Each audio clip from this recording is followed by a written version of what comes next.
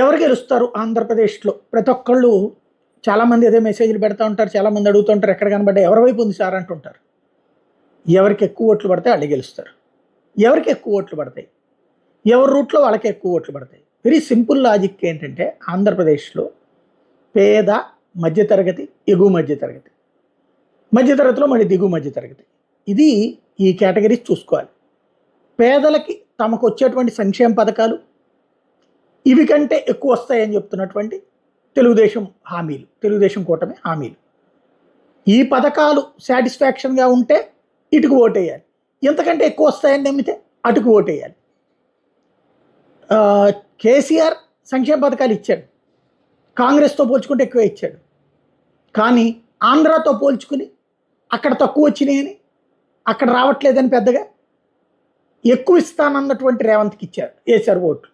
ఆ రూట్లో చూస్తే ఇక్కడ కూడా చంద్రబాబుకి ఓట్లు వేయాలి. చంద్రబాబు ఇస్తున్న హామీలు అయితే అక్కడ కాంగ్రెస్ కర్ణాటకలో కానీ తెలంగాణలో చేసినటువంటి రూట్లోనే ఉంది. కాబట్టి ఇప్పుడు వస్తున్నది ఆల్రెడీ అదేదో సామెత ఉంది కదా, ఎప్పుడు పెట్టడం ఎట్లాగూ పెట్టదు, పెట్టే ముండక ఏమైంది అనేది ఒక సామెత ఉంది.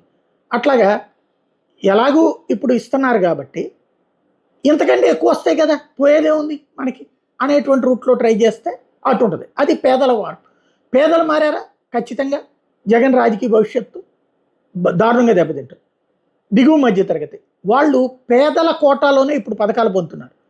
కేంద్ర ప్రభుత్వ లెక్కల ప్రకారం 85 లక్షల కుటుంబాల వరకు పేదలు ఆంధ్రాలో. కానీ రాష్ట్రం 1,45,00,000 కుటుంబాలకు ఇస్తుంది, అంటే దాదాపు ఇంకో 60 లక్షల కుటుంబాలకు ఎక్స్ట్రా ఇస్తుంది. వాళ్ళకి జగన్ ఉంటేనే ఈ పథకాలు కొనసాగుతాయని నమ్మితే జగన్కి వేస్తారు, లేదు చంద్రబాబు నాయుడు వచ్చినా కూడా మనకి పథకాలు ఉంటాయి అని నమ్మితే అటు ఓటేస్తారు. జగన్ కొనసాగిస్తున్నటువంటి పథకాలని చంద్రబాబు నాయుడు వస్తే తీసేస్తారనుకుంటే జగన్ వైపుకి వస్తారు. మధ్యతరగతిలో మాత్రం తీవ్ర వ్యతిరేకత కల్పించడంలో తెలుగుదేశం పార్టీ సక్సెస్ అయింది. పవన్ కళ్యాణ్ తోడు కూడా సక్సెస్ అయింది. కాపు సామాజిక వర్గపు ఓట్లు మొదట్లో అటు ఇటుగా ఉన్నాయి, ఆ తర్వాతన తమ వైపుకి అనుకూలంగా మారినాయని జనసేన అనుకుంటుంది. అయితే కాపులకి సంబంధించి సీట్లు తాము ఎక్కువ ఇచ్చాం కాబట్టి సీట్ల దగ్గర కాపులు పోలరైజ్ అవుతారు తప్పించి నాయకుడి బేస్లో పోలరైజ్ అవ్వరు అని చెప్పి భావిస్తోంది వైఎస్ఆర్ కాంగ్రెస్ పార్టీ. చిరంజీవి టైంలో పోలరైజ్ అయ్యారు, పవన్ కళ్యాణ్ క్రిందసారి పోలరైజ్ గల, ఈ దఫా అవుతారా లేదా, ఇది మరొక కీలకమైనటువంటి అంశం. ఈ మూడిటి ఫ్యాక్టర్సే రేపు పొద్దున ఎన్నికల్ని శాసిస్తాయి. దీని మీద అందుకే నేను జడ్జిమెంట్లు ఇయ్యను, లేకపోతే సర్వేలు చేయలేదు.